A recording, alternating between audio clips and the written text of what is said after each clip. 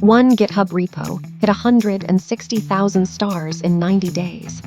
And it's basically one engineer's .Claude folder. This is Matt Pocock's skills repo, Matt Pocock's real Claude code setup. His words: skills for real engineers, not vibe coding.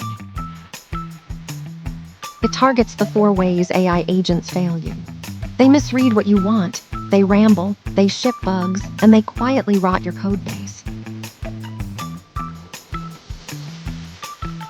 Installing all of it is one command.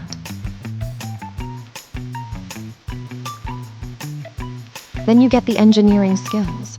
Grill with docs interviews you and writes your project's vocabulary to a file. TDD runs red, green, refactor. Implement builds straight from a spec. And code review checks it on 2 axes at once.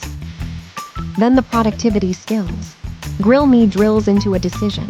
Handoff packs up a session for the next agent. Teach turns a folder into a lesson. The idea underneath all of it: give your agent an engineer's habits, not just a prompt. One command, it's in the description.